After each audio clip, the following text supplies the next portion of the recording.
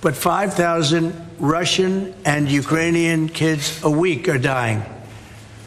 And that's not mentioning the people that are dying also in towns where, he's lobbing missiles into certain towns like Kiev. And he's got to make a deal. It's too many people are dying.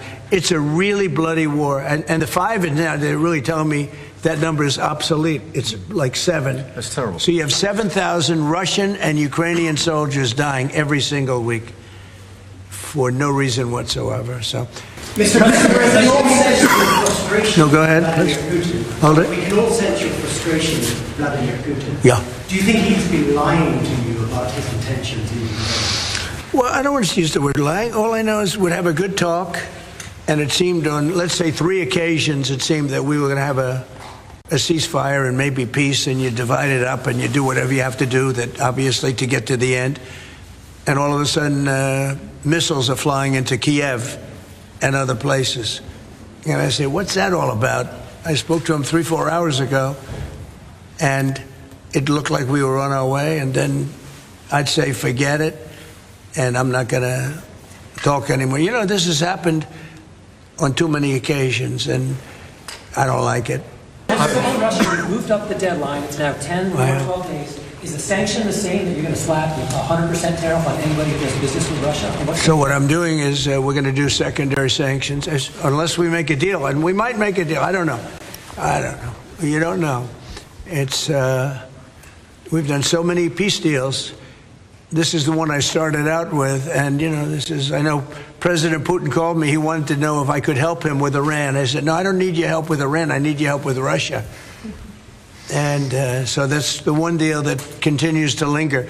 And, we're losing 5,000. They're losing. I'm not losing. You're not losing. But 5,000 Russian and Ukrainian kids a week are dying. And that's not mentioning the people that are dying also in towns where, he's lobbing missiles into certain towns like Kiev. And he's got to make a deal. It's too many people are dying. It's a really bloody war. And the 5 is now, they're really telling me that number is obsolete. It's like 7. That's terrible. So you have 7,000 Russian and Ukrainian soldiers dying every single week for no reason whatsoever. So you would think, based on common sense, you would think he'd want to make a deal. We'll find out. Have you had any other Ukrainian channels conversations with the Russians? Reiterating this? In what? Reiterating this new pressure and deadline. Yeah, well, we're going to have you're the press. I'm reiterating it to you. I'd say 10 to 12 days. I'll announce it probably tonight or tomorrow. But there's no reason to wait. If you know what the answer is going to be, why wait? And it would be sanctions and maybe tariffs, secondary tariffs. You know what a secondary tariff is. And look, the Russian economy, I don't want to do that to Russia. I love the Russian people. They're great people. I don't want to do that to Russia. But this thing, they're losing a lot of Russians. They've lost 1 million Russians. And that's the, sons. That's the sons and daughters of Russian families. They leave the house. They go, bye, Mom, bye, Dad, and then they get blown away. And Ukrainian, too. Look at Ukraine. It's a disaster what's happened there. But it continues to go on. As you know, we made a deal where the European Union is essentially involved, but it's NATO, and we're supplying weapons to NATO. NATO's now paying because the United States, because of Biden's in for $350 billion, the European nations are in for about $100 billion. Should be the opposite way, by the way, because we have a big ocean in between.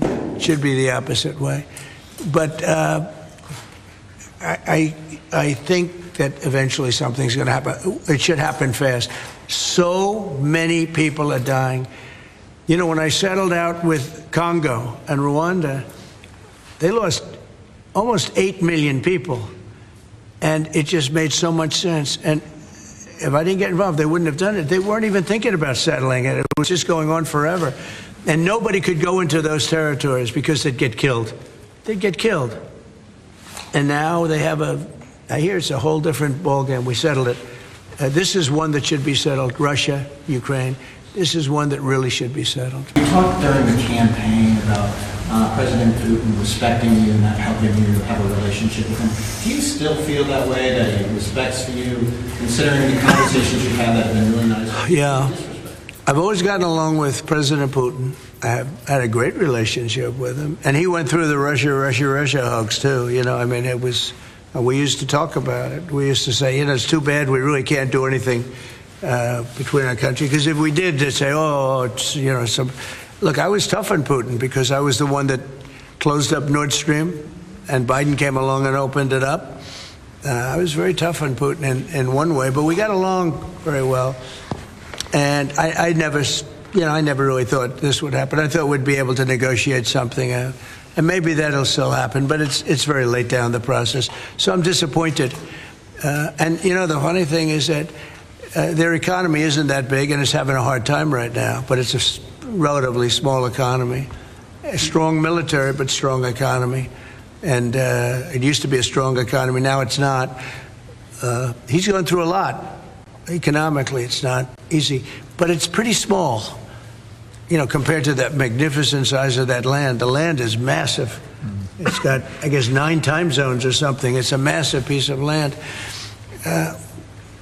Russia could be so rich. It could be so rich. It could be thriving like practically no other country. And they're holding that back because we can't. He wants to do trade deals with us. He talks about it all the time. He wanted to. And I envision that, a lot of trade with Russia. They have a lot of valuable things. When you talk about rare earth, they have serious rare earth, right? They have just about every form you can have. So, you know, Russia could be so rich right now. Instead, they spend all their money on war. They spend everything on war and killing people, and it doesn't make sense to me. I thought he would want to end this thing quickly. I really felt it was going to end, but every time I think it's going to end, he kills people. Could a meeting help, and are you considering it? Has been proposed? I don't know. I'm not, you know, I'm not so interested in talking anymore. He talks. We have such nice conversations, such respectful and nice conversations, and then people die the following night with a missile going into a town and hitting. I mean, recently, I guess, the nursing home, but they hit other things. Whatever they hit, people die. So I don't know. We'll see what happens.